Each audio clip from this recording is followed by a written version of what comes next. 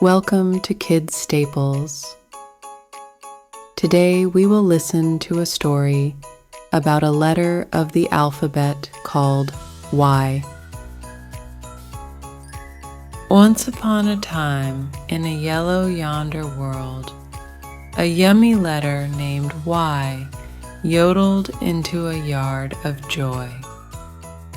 Y yapped with Yawning Yaks, yanked a yellow yacht, and became buddies with a Yummy Yellowbird.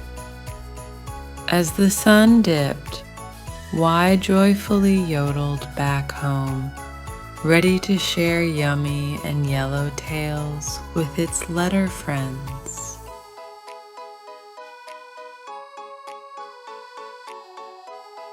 Thank you for listening. See you in the next letter.